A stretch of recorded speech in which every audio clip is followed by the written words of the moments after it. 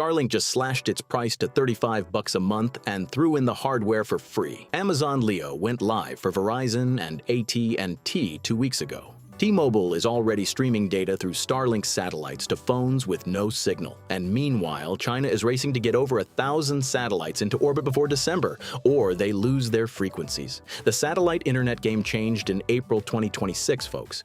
So today, I'm ranking the 5 players that actually matter, with real numbers, real prices, and the dirty secrets the marketing teams won't tell you. Spoiler, the number 1 isn't a surprise, but the reason why is. This video is going to save you a lot of money, a lot of time, and most importantly, a lot of marketing fluff. Hit subscribe before we start because part 3 of this satellite series is already locked and loaded, and I'm not going to pull punches. Let's get into it. Number 5. HughesNet and Viasat, the old guard. Geostationary satellites parked 22,000 miles up. And that distance is the entire problem. Real numbers. April 2026. HughesNet plans run from 25 megs to 100 megs, starting around $40 a month. Viasat Unleashed delivers 50 to 150 megs. Entry plan around 40 as well. On paper, fine. But here's the dirty secret. HughesNet's median latency last quarter was 683 milliseconds. Viasat's was 684. Starlink, 25 milliseconds. That's a 27 times difference, folks. Forget gaming, forget Zoom, forget anything that needs real-time response. With these guys, every click feels like you're underwater. HughesNet's pushing their fusion plan, blending satellite with 4G and 5G to claim 100 millisecond latency.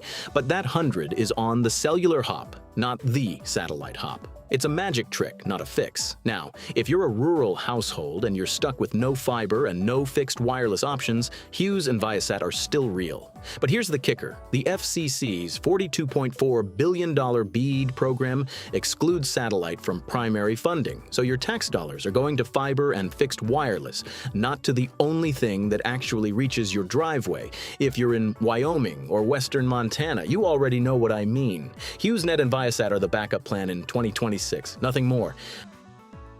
Moving on to number 4, Eutelsat OneWeb, the European answer to Starlink on paper. 633 satellites in low Earth orbit, speeds from 50 to 195 megs, latency between 30 and 70 milliseconds. Technically, solid. The problem? If you're sitting in Texas, North Dakota, or Idaho looking for a residential plan, OneWeb does not exist for you. They've quietly walked back consumer ambition, slashed Gen 2 development, and they're now exclusively serving enterprise, government, maritime, and aviation customers. In Europe, they were supposed to compete with Starlink and households. They folded. In the US, they barely show up at all. OneWeb is real. OneWeb works. But for the average viewer of this channel, OneWeb might as well not exist. If you run a charter jet operation or a maritime fleet, different story. Otherwise, skip it.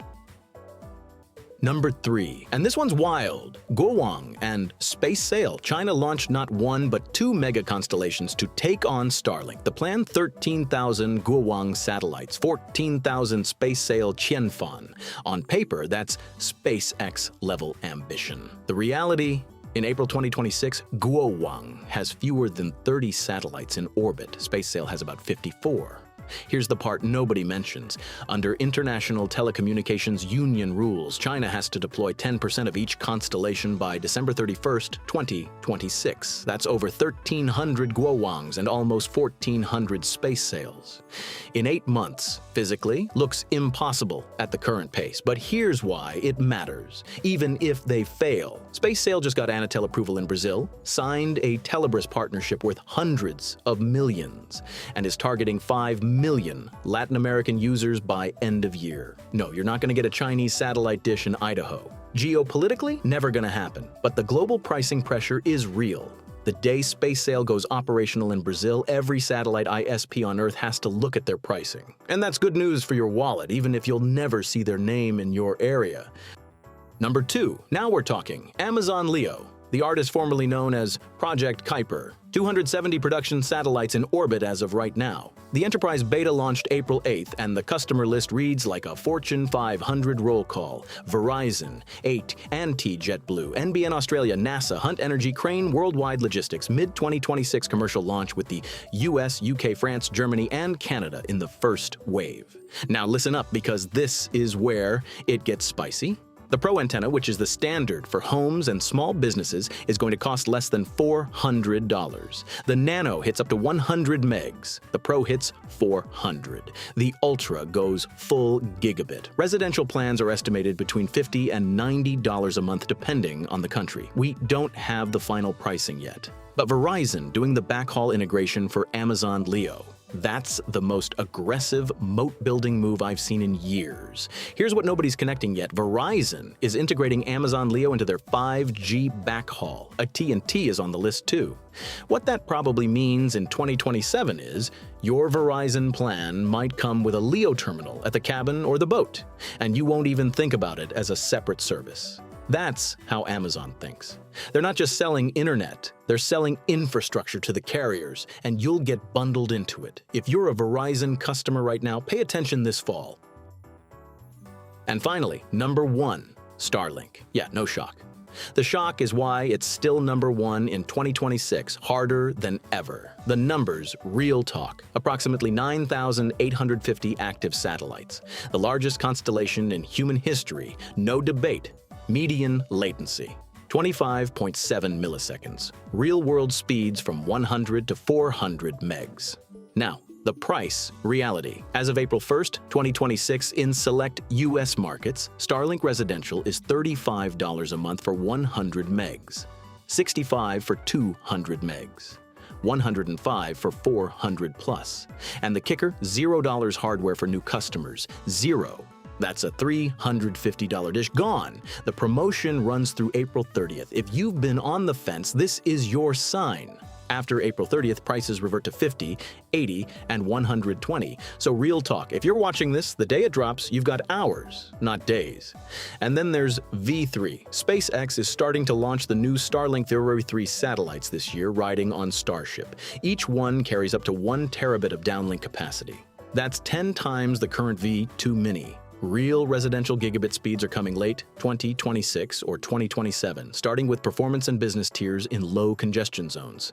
But the direction is locked in. Starlink isn't slowing down. One more thing for our American audience. T-Satellite, T-Mobile's partnership with Starlink for direct-to-cell, already live since July. Texts, photos, satellite data on any compatible phone. Free if you're on Experience Beyond. $10 a month on any other carrier, including AT&T or Verizon. Coverage spans the continental US, Puerto Rico, Hawaii, and parts of southern Alaska. If you backpack, hunt, or work remote in dead zones, it's a no-brainer. Downsides, tree obstruction is still your enemy. The dish pulls real wattage. And in dense areas, congestion at peak hours is showing up. But for a household user in April 2026, there's no real alternative, period. Now, real quick before I let you go, listen up, because this is the part most people miss. After you install Starlink, OneWeb, whatever it is, you realize something. The official kit gets you connected, but it doesn't give you a real home network. If your house is big, your walls are thick, or your router is parked in the wrong room, half your speed disappears. That's why I put together the Tecnorama Rural Internet Kit 2026. It's linked in the pinned comment and in the description on a public landing page I built. These are the products I personally use in my own rural setup, and the ones I recommend to family. The kit includes a Wi-Fi 7 router with mesh, ideal for distributing signal across larger homes. A complementary mesh system if you've got multiple floors or detached structures. A UPS battery backup to keep you online during brief power outages. An outdoor-rated Cat8 shielded Ethernet cable, because cheap cable strangles the speeds you're paying for. An Ethernet surge protector to save your gear from lightning, which in rural country is no joke. And a reorientable mast mount if your tree line moves. It's organized in 3 tiers: basic, mid, and premium, depending on budget. The mid kit, which is what I recommend for most folks, comes in around $250 and saves you months of headaches. Link is pinned at the top of the comments. Quick recap, if you're in the US, get Starlink before April 30th. Free hardware, $35. No brainer. If you're a Verizon or AT&T loyalist, sit tight. Amazon Leo bundles are going to get interesting in Q4. If you travel a lot off-grid, hunt, or boat, T-Satellite is the add-on. If you're stuck with HughesNet or Viasat, get out as soon as you can. If this video helped you, hit the like, subscribe, and I'll see you in part 3 of the series where I'm running my own real-world Starlink benchmark from a rural setup, hour by hour. Thanks for being here, folks. Catch you next time.